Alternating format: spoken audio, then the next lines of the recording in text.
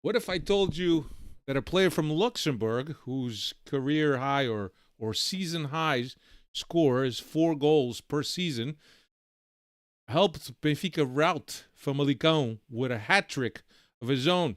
Better yet, what if I told you that a Greek forward that has had a total of 7 goals would score a hat trick against Barcelona? And better yet, that Benfica would score 4 goals against Barcelona and would still end up on a losing end. It's the Twilight Zone, baby. That and much more on another night, another podcast. Hasta que no estás aquí dentro no sabes la grandeza de este equipo. Quero o Benfica intimidar o adversário. Quero o manto sagrado entrar com vocês em qualquer instante e assustá-los, pá! É isso que eu quero!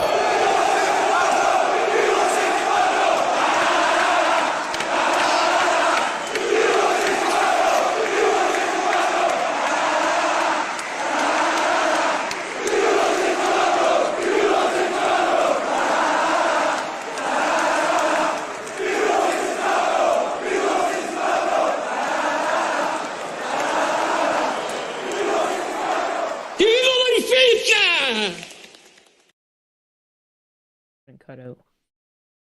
What's going on, everybody? Here we are, another night, another podcast, episode 548. My name is Alfredo. With me, as always, Dave De Oliveira. What's happening, Dave?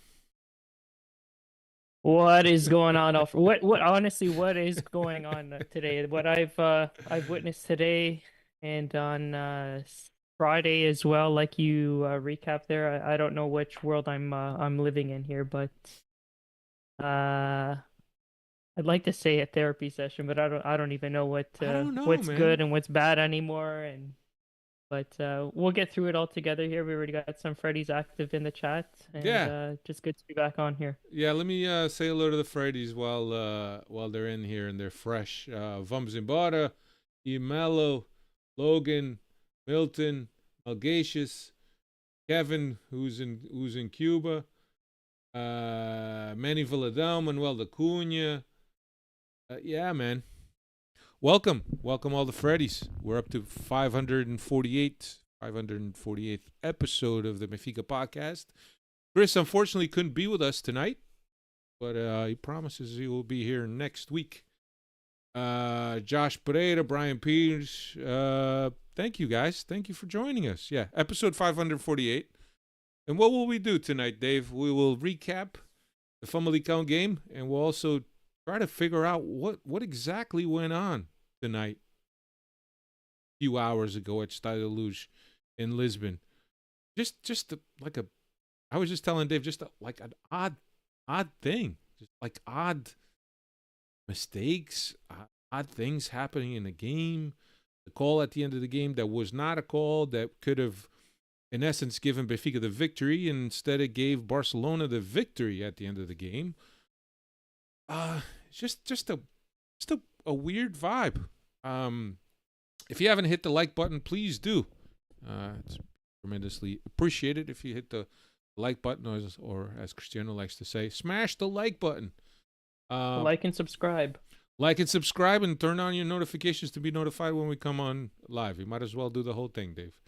But here we are. Tuesday night after the Barca game, after the Friday game against Famalicao. And I guess we could get into the Famalicao game. Famalicao, which was the first game of the season, and at the turn of the calendar, or at the turn of championship, we hosted Famalicao at Stade de Luz. I'll give you the lineup. Trubin was in goal. Araújo right back. Silva, Otamendi in the center. Carreras on the left. Coxutino and Barreiro in the middle. Artur Koglu, Sheldrup, and Pavlidis. Di Maria, who had picked up a little bit of a knock, or there was a concern in terms of a possible muscle injury in the game against Sporting, was it? Oh, against Farense. Right, Dave? I think it was one of those games. Yes, for the toss in the first half of the toss. Right. That's correct.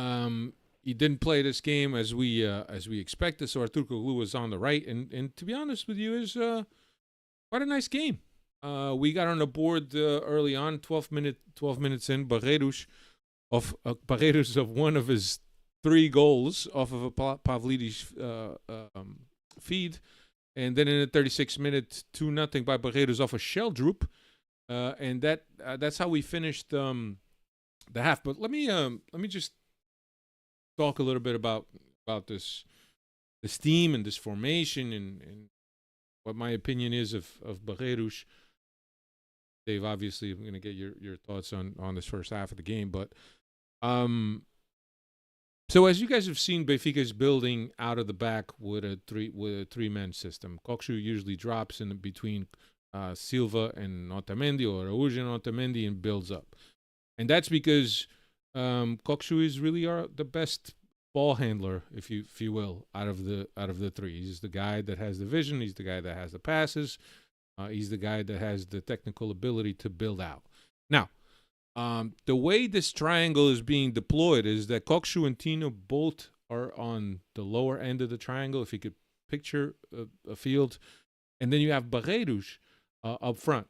As you guys all know, Barreiros is a guy that covers a lot of ground, is a guy that has a lung.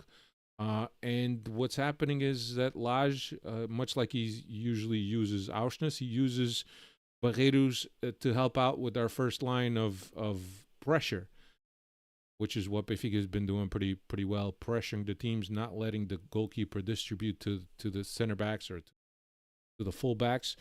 And Barreiros is really turned into a bit of a box-to-box because he's the guy that presses. He's also the guy that gets up front to give numbers to the front line.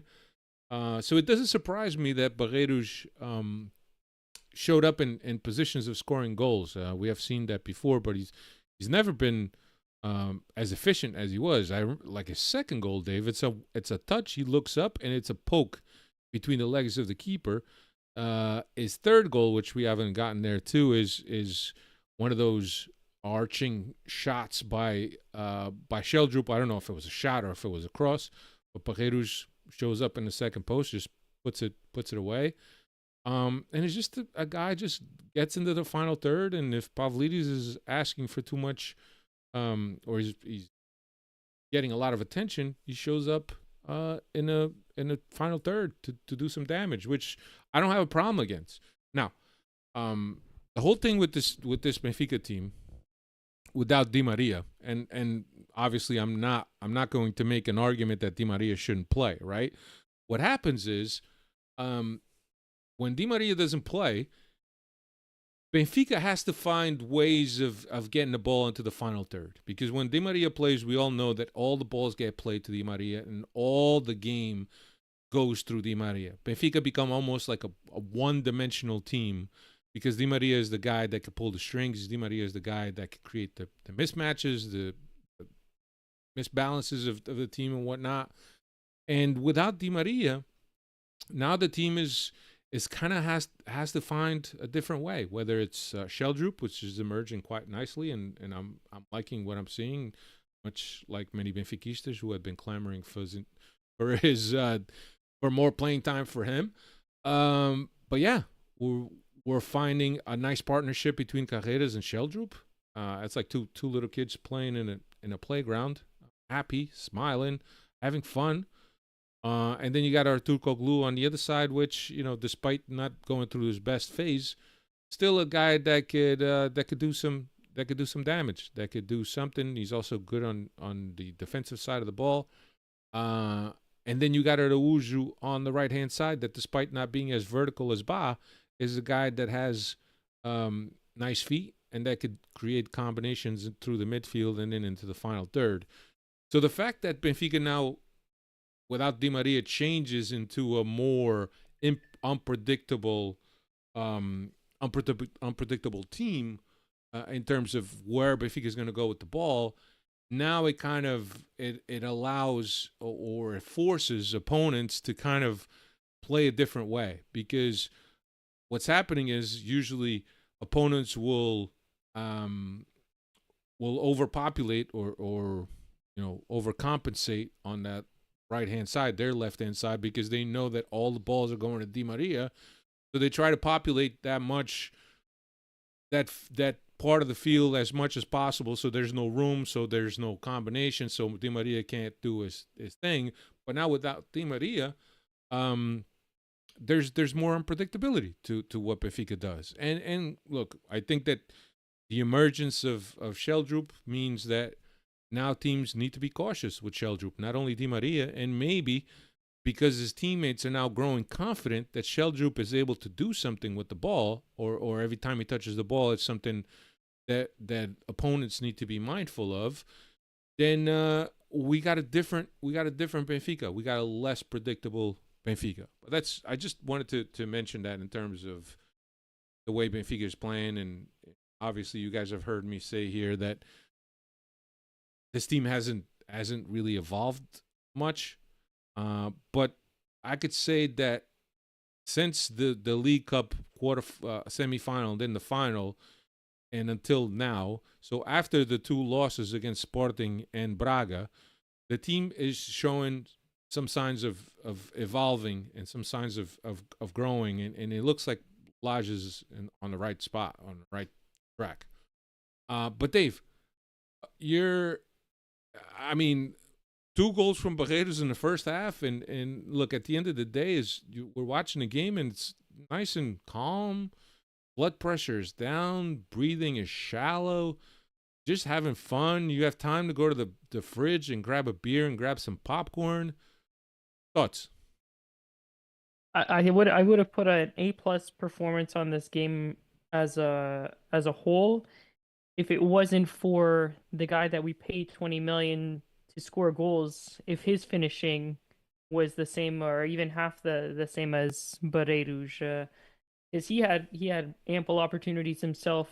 Pavlidis and still either hitting the side of the net or hitting posts, or guy just couldn't buy a goal in this game too. So I think that was the only thing that kept me from giving this game an A+ performance overall for the whole team, was just Pavlidis lacking the finishing touch to get onto the score sheet himself. But I mean, this is how our team's been so far this season, right? We can't really depend on our strikers to score goals, so we got to find goals from other sources. And in this game, it just so happened to be Barreiro. And guess what? We're not in a position to be picky on who's scoring goals here. We're going to take the goals from whoever's going to put them into the back of the net. And I think you mentioned it just a bit earlier with Sheldrup, but I think any argument is over now. The kid has earned a spot at least in the starting lineup here, and he's kind of proven his doubters wrong. I forgot which Freddie had mentioned it, but Cristiano magically disappears once Sheldrup starts showing up here and starts playing well. But the kid's definitely got that talent, that Ginga that we all talk about, and you can't deny that. So ride the kid while he's hot, and it just adds another piece of the puzzle that team's got to plan against when they play against Benfica. Yeah, no, absolutely. And look, it was, like I said, a nice relaxing half. In the second half, 67th minute, the hat trick complete for Barreiros of that Sheldrup feed, and then 69th minute they started making substitutions. Cabral came in for Pavlidis, Bal came in for Araújo, and 79th minute Bajrami came in for Carreras. 80th minute Rego came in for Sheldrup, and then we would get that goal by Kokshu, and quite a goal, like nice little combination play at the end of the game, 4-0 to seal the deal. And look, at the end of the day, I think it's good to get redemption against Famalicao after being the first loss of the season, and kind of the beginning of the end for Mr. Roger Schmidt. But it was an embarrassing loss at Famalicao. I remember that beginning of the season, and it was good to really get the revenge on them. And but I thought that Famalicao wasn't really, I don't know, they weren't really at their best level, if I could say that. Didn't have that many fouls in the first half. Weren't all that aggressive, and I expected a little bit more from Famalicao. But I don't want to take any credit away from Benfica either, Jave. It's just that's just the way that it worked out. But again, these are the teams that we should be winning 4-0, Yeah, 5-0. absolutely.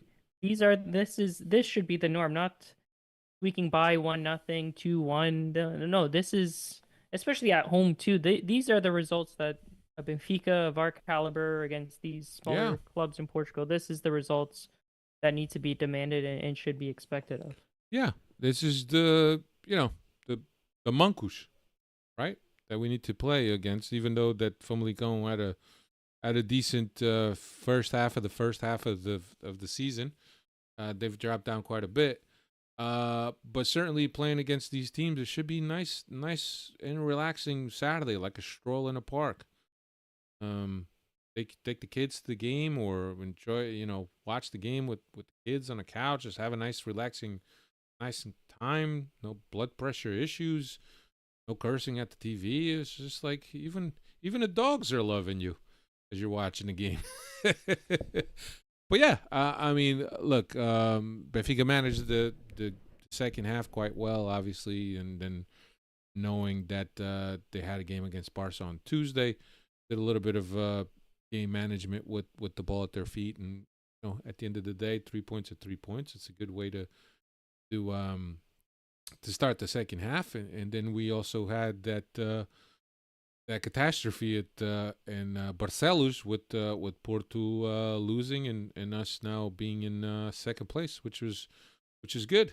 We went from first to third, but we're back in second, and it was a good win. It was a good win for Benfica. It was a good win because it just gave continuity to the things that we've been doing, both against Braga, against Sporting, and then against Farense also, even though Farense was a little bit of an odd game also. But it gave us the momentum to go into the Champions League, these last two crucial Champions League games, where we kind of need to get some points. It's going to be a hard task. Dave, stats on this Famalicão game so we can move on. Yeah, for sure. It was the first time Barreiro has scored a hat trick in his career.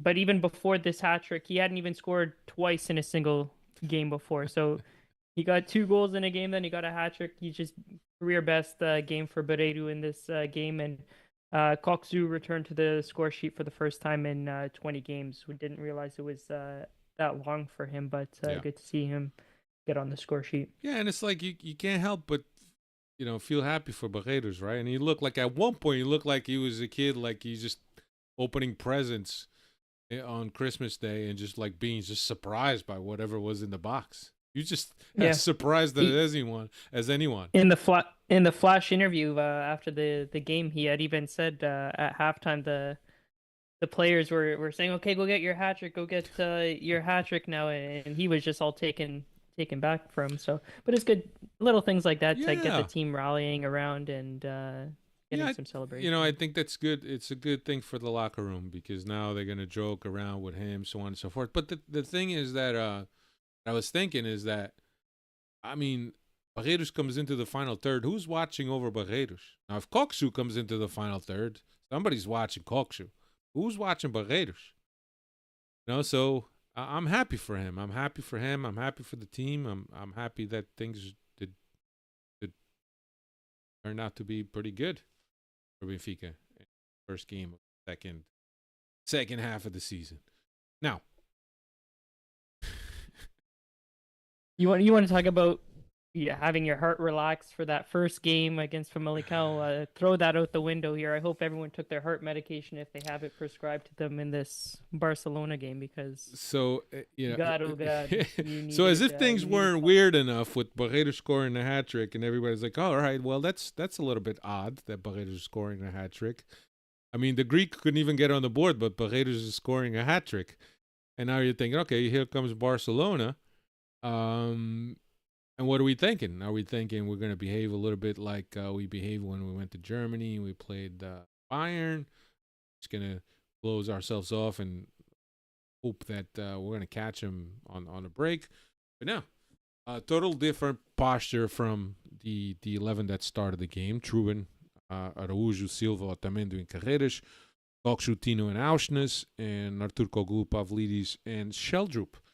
So almost the same lineup with the only difference being Auschwitz instead of Barreiros in this midfield. And look, I thought the team came out pretty good. Second minute, 1-0, Pavlidis off of an assist from Carreras. Then in the 13th minute, the 1-1 off of PK from Araújo, who he stepped in late.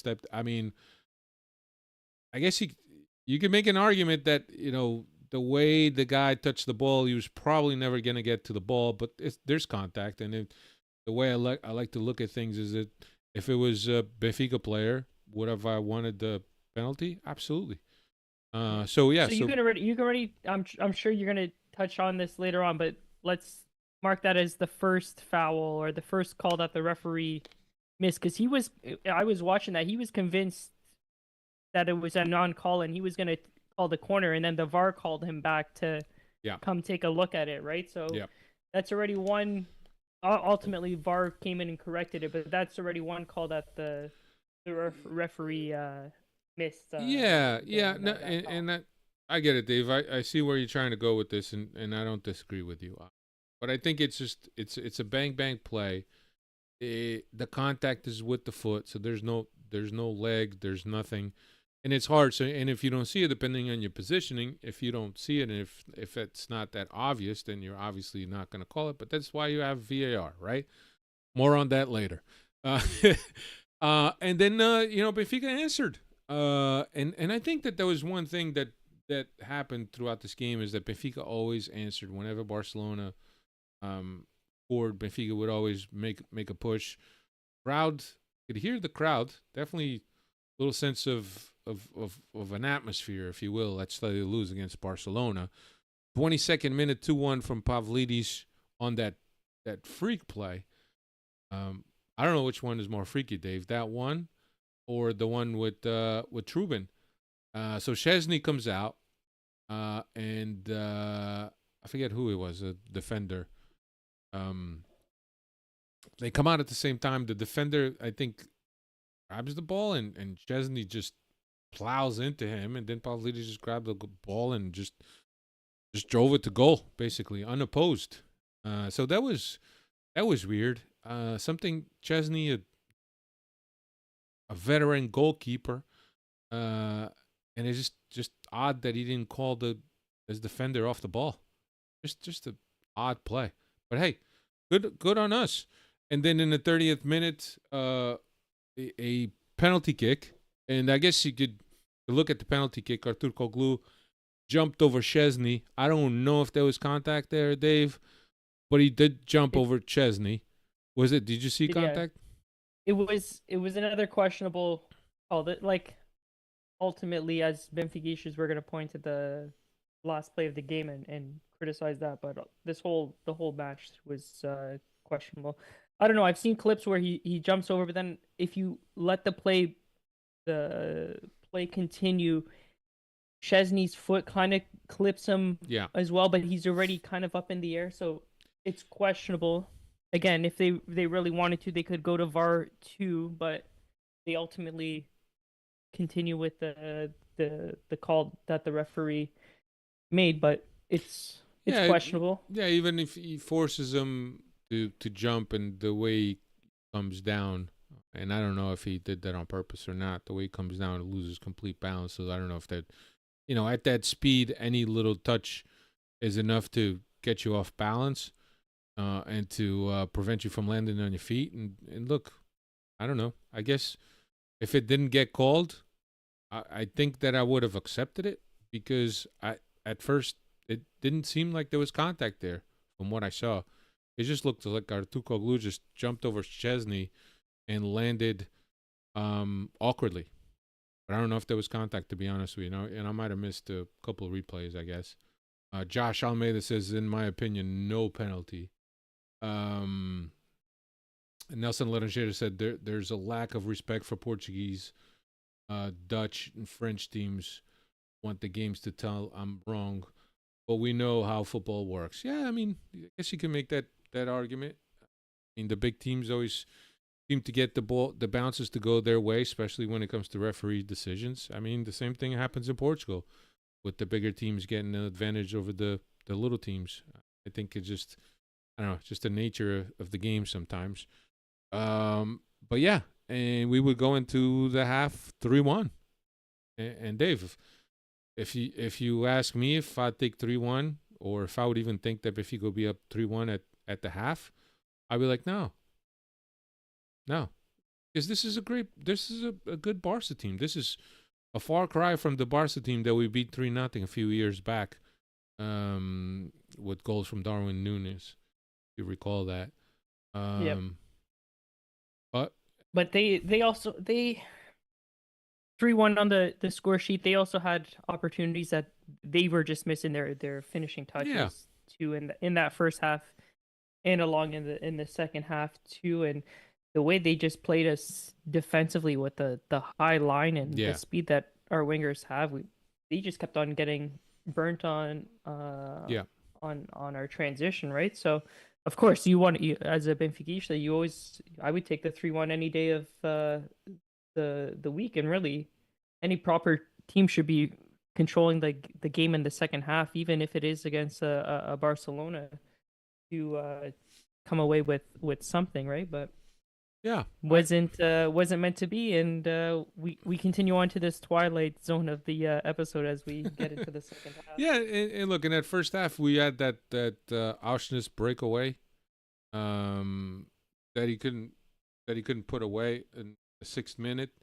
We also had a couple, or actually one that I noted, of save by Trubin, very good save by Trubin, and it was back and forth. I thought it was a pretty balanced game, despite, when you look at the stat sheet, Barcelona being heavy, very heavy on the stat sheet. I think they finished the first half with 70% possession or somewhere around there. In the second half, the same thing, which is, I guess, is normal for a team of caliber of Barcelona's caliber, that they also like to play with the ball at their feet. But but I would take that. Second half, another save by Trubin to open up the game in the 49th minute. Another Auschwitz, it's that breakaway. He had another one in the first half that he couldn't put away. But that Auschwitz, I think that he gets caught by the defender when he was by himself. Then in the 61st minute, Barreiro came in for Auschwitz. 64th minute, that freak play by Trubin, who was trying to launch a pass, and it hits off Rafinha's head and it goes right into goal. How many times do you see that, Dave? And that's when I kind of started. Seen that before. That's when I kind of started feeling that there was something awful, not awful, but off about this game. First, you get that Chesney mistake. You got Pavlidis with 2 goals, in the first half.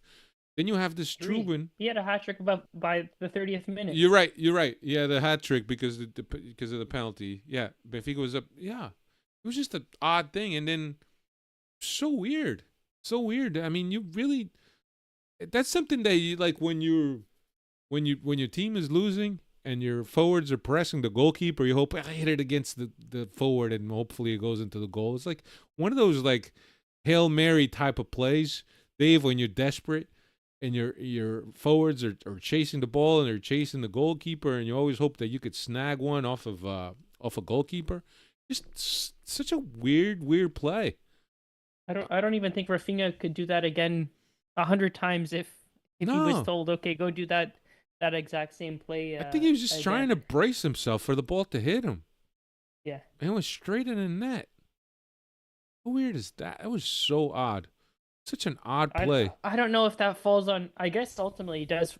Trubin's got to eat some of that blame of course. As well, because there was nobody around. I'm trying to remember the play. If I think he might have been trying to pick out Barreiro or maybe Florentino. I don't know if Barreiro came into the match yet, but one of the two were closer to the half.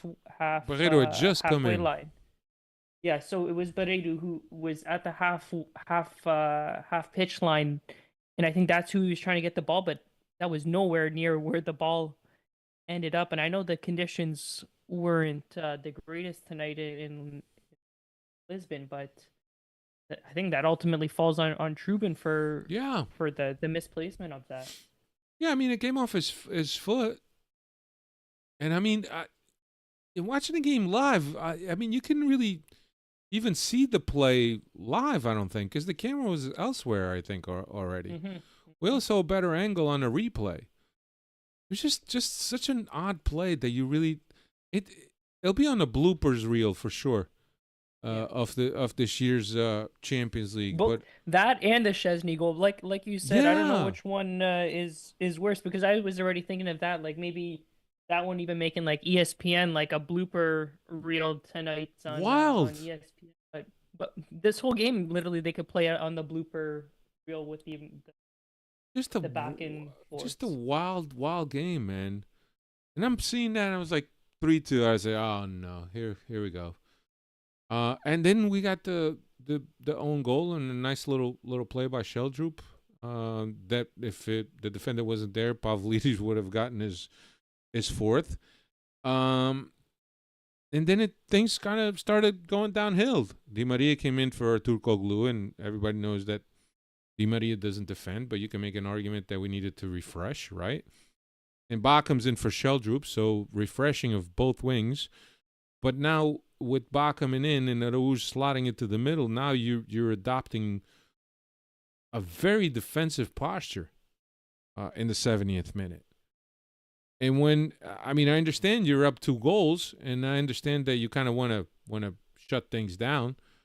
But if you drop on the field and you invite Barca, who's already had most of the possession, most of the initiative of the game at that point, you're just gonna be ready to soak up the pressure. And Barca's got good players, good individual players that can make a difference. I know that Lewandowski is already up there in age, but Yamal could do things, and there's other guys that could do things also. Yamal could do things on paper, but Paredes had him all wrapped up all over. He did very well.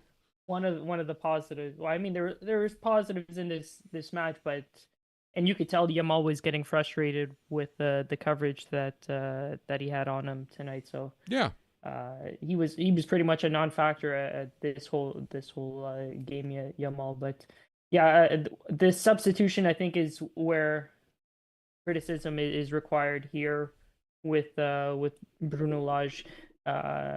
Okay, 100% Di Maria, you want to bring him in?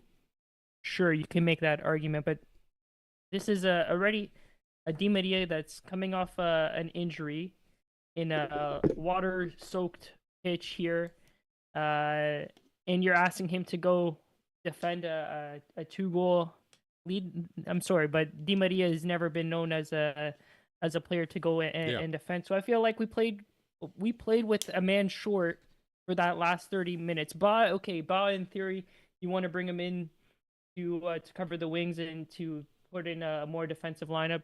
Sure, I can go with that argument. He ultimately gets burned on that corner, or the play leading up to that corner on that 4th goal.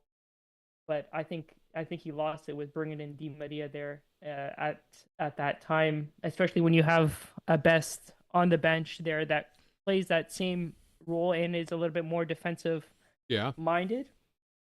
I know there's rumors that he might be on his way out, but he's on the bench. Utilize him, right? What's he there for if you're not going to utilize a player like Best? And I think that is the position I would have put Best in for Di Maria, because honestly, only when we had to go forward once the game was already tied up at 4 and trying to go get that 5th goal, did you even notice Maria? But when it was to come back and defend, he was invincible, and we basically played a man short when we were trying to defend him. Yeah. I mean, you could have also deployed Rollheiser on that left hand side.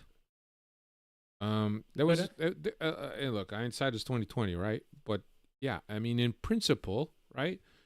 If you're winning a game by 4-2 and you kind of want to shut things down and you kind of want to populate your half of the field, and you kind of want to have guys that are going to chase around, the guys that are going to be closing passing lanes, Di Maria is not your guy.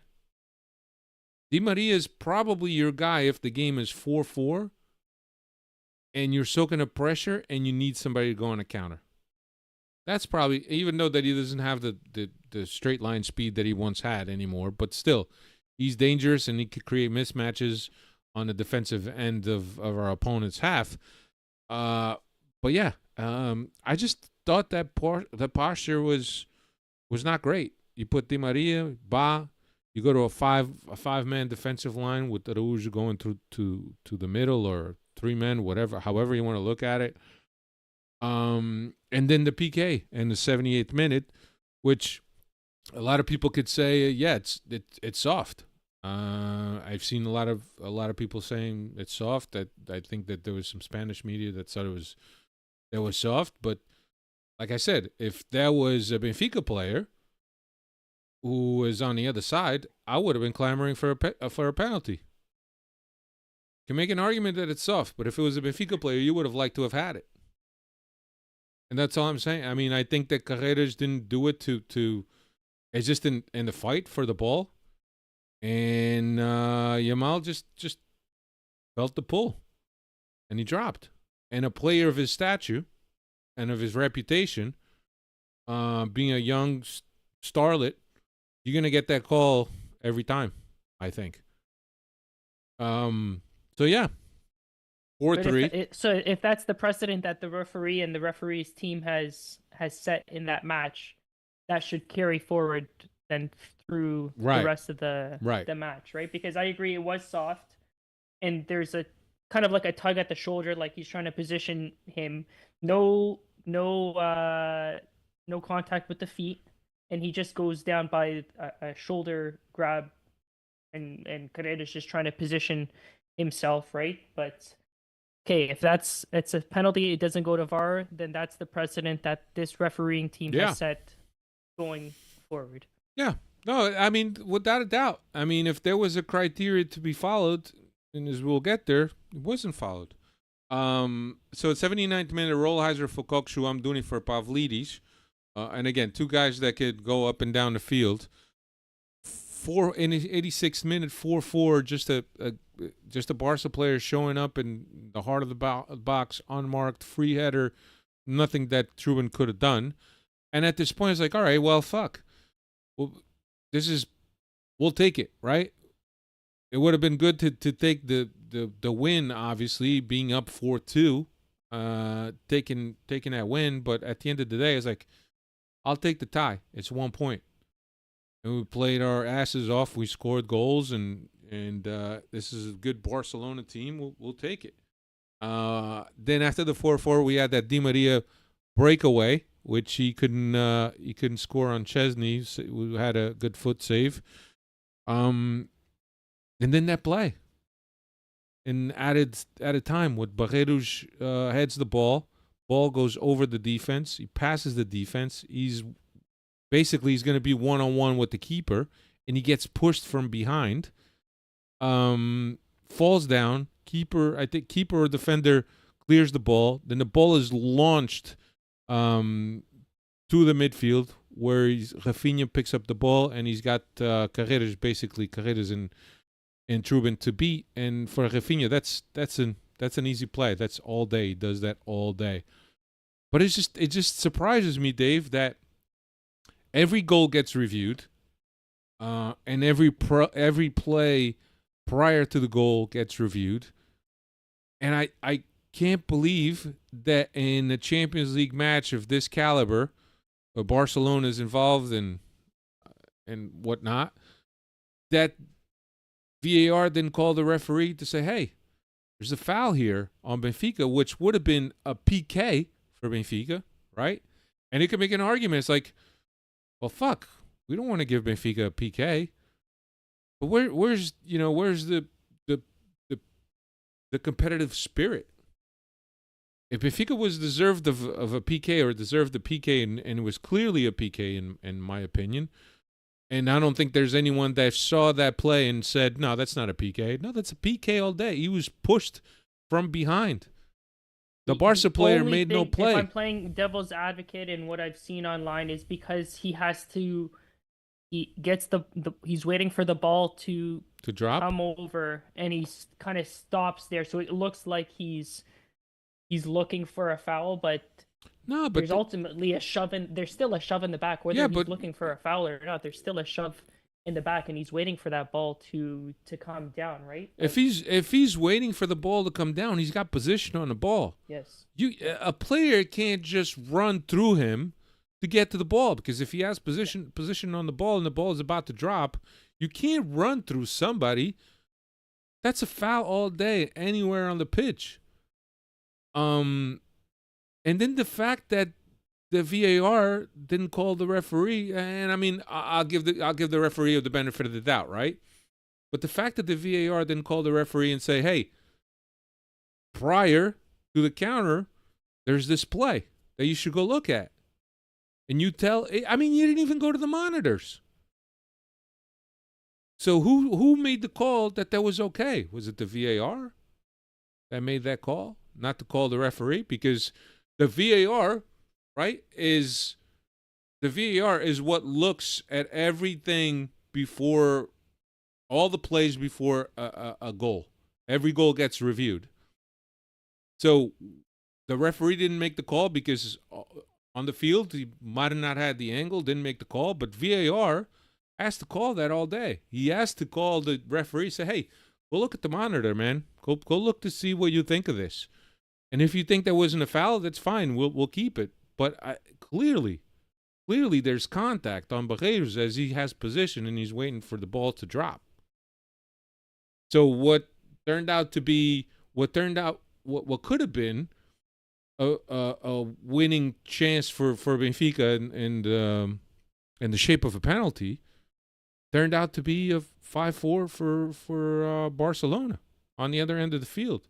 And Dave, I think we've seen this during Porto games not too long ago, where there was a foul on. Yeah, it was Gil Vicente just now. Gil Vicente the past weekend. This past weekend, yeah, there was a foul on Gil Vicente. Porto comes down the other side of the ball, and then the VAR called it, and instead of giving Porto a goal, they gave Gil Vicente a penalty kick. It's that simple, man. It's really not that hard. And I think that you have to feel frustrated that that once again you're victimized to some shady shit. And you can make the argument, yeah, UEFA this, UEFA mafia that, but clearly, man, it's not one of those things where we're just we're crying. It couldn't have been more blatant than what it was. And the reason VAR exists is for these things. Because think about it, and I haven't seen the play, and I don't know exactly where the referee was, but by thinking about the play and seeing the amount of players that are around that area and seeing all the bodies, there's a good reason that the referee may have gotten shielded by somebody. But the VAR needs to call that. If anything, call the referee to see, hey, we saw this, you go look at it and you make that call. Let the referee make the call. But they didn't even do that. So, yeah, at the end of the day, there was people that were frustrated. I think Rui Costa came down, yelled at the referee. Rafinha was yelled at. He was complaining. He was yelled at. Boo-hoo, boo-hoo. But obviously, I think that Benfica has to feel that they were robbed. I certainly feel that I was robbed. And look, I think that the worst case scenario would have been a point. But shit, we had the opportunity. Should have the referee had followed the same criteria that he followed in the penalties that he called, right? So the Yamal penalty is a pull, light pull. I mean, Barreiros just got ran over. I don't know, but there's a lot of frustration. Both things can be right. We were robbed, but the dominance Barcelona showed also in that second half.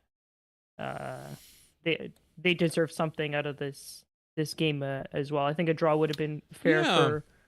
for both sides. I think I would have taken a draw. I would have taken a draw. Understanding that Benfica got a fortuitous goal. So did Barca, right? I thought the Barca had, most of the initiative as they should, right? They're that type of caliber team, right? They should have, and Benfica, I thought Benfica showed themselves well. Just an odd game with weird things happening. Then, just to top it all off, at the end of the game, how do you not call that? Just awful refereeing, man. Awful. And sometimes we complain about Portuguese referees, but shit, there's a lot of bad referees out there. They're stupid all over the world. It doesn't just exist in Portugal, is what you're saying here. And to top it off, we talked about how great of a game Queiroz had in this match. Yeah. We're now short him going into to Juve in the all decisive match. Yeah. And Cabral, who also picked up a red card. I don't even know what he did. From the He bench. must have done something from the bench. He yelled at the referee saying my picanha is fucking raw. Cook that shit, bitch. I would have accepted if you fucking tossed the picanha at the referee to deserve that. But yeah, now you're easily your top defender, at least somebody that going forward brings you something that you can build off attacks from the back there. He's going to be missing this important Juve game. And his replacement, we don't even know if he can even be counted on, because Best is the quote unquote replacement, but he hasn't been seen for a couple of weeks. Nowhere to be seen here tonight when he is on the bench. Yeah. I know some Freddies were questioning whether he even made the bench. He was on the bench tonight. So yeah, I don't know. We got about 10 days to go left in the market. Still need a left back, a right back. Unless the agreement is you let Best play against Juventus, but what team is going to take that risk? Yeah, you want him healthy, man. Let's say he picks up an injury, now what? But yeah, who do we? I mean, I guess Araújo could always play on the left. We know Arshness is gonna go to the left, or he's gonna be the mighty plug and play on both sides of the defense here, the second half of the season. Yeah, but just frustrating end of the game to a very, very odd game. Very odd. I know that didn't Pavlidis score a hat trick against England? No, he scored two goals. It was only two. But Fuck. 2 big goals against England. That seems like it was a lifetime ago. And Chris called me. Chris called me right after Pavlidis scored the goal. And he's telling me, dude, I spent most of the pregame talking shit to everyone about Pavlidis. No, he's got to continue that for the second half of the season. Everybody knows once you get on Chris's shit list, that's it. Basically like a blessing, or like you're being knighted, because you're gonna go from ugly duckling to prince. That's right. But yeah, just an odd game where you don't see that too often. I thought the crowd was great. I thought the atmosphere was great. I thought the attitude of the players were great. Obviously, playing against the mighty Barcelona, who has a lot of talent, it was always going to be a difficult proposition. They're in second place of this Champions League, only bested by Liverpool after losing their first game against Monaco. So they've been on a tear since. Which I know you had mentioned that Barcelona was always going to come and take it, but like, I guess that's what separates the good from the great teams, because you can make the argument that, okay, you're in a comfortable position, you're in second place, you're going to be qualified for the bye. You don't even have to go through the playoff run. You're going to finish in a top 8 position, but they still kept on bringing it to us, right? 3-1 down, they still go and play. 4-2 down, they still go and play. 4-4, you think that they're gonna just sit back and defend? No, they still want to go and get that fifth goal. So that's really what separates these good teams Yeah, from these yeah. great It's teams, it's right? Because it's as we like to say, they're competitive animals. These and I mean they could have packed it in at some point and said, okay, 4-2, let's pack it in. We're still gonna be in a very good position. They've probably already clinched that first round bye of the knockout stages, obviously because they're on the top 8. But they could have just packed it in, but no, they just kept coming. It's good, man. It's good to see teams play like that, and I think that Benfica needs to take a page out of that because that's what we should always do in every game. Be competitive like that, regardless of the result. Always go for more. But yeah, so now we got tomorrow. I think tomorrow, after the rest of the games are played, things will kind of start taking shape, and we could start picking up our calculators. Start doing some math, see where we're going to end up.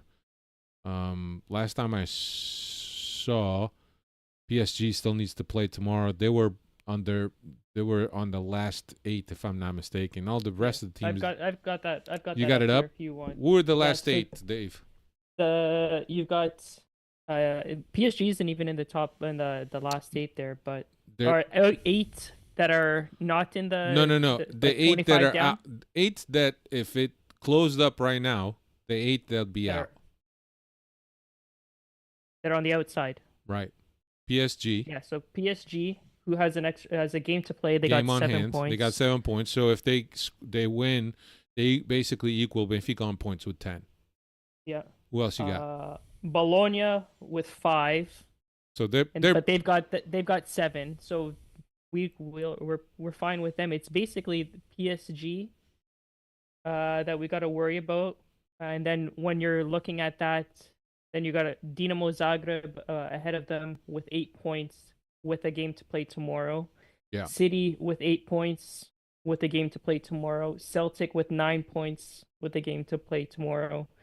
And Real Madrid with 9 points with a game to play tomorrow. Yeah. So these are the teams on the bottom that we'll probably be making up some points tomorrow. Yeah. And we'll be falling down the table. Yeah. Dave, you got some stats so we can move on?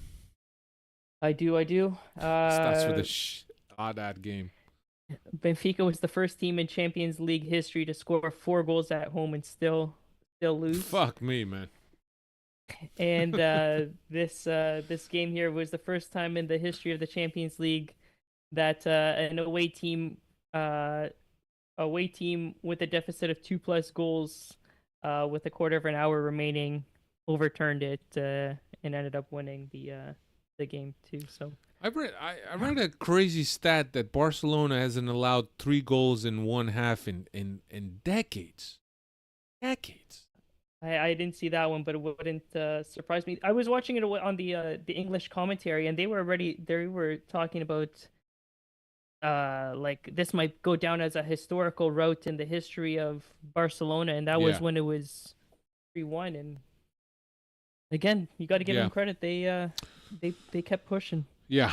All right. Turning our attention now to next game. Benfica plays Saturday at 6 p.m. local against Casa Pia.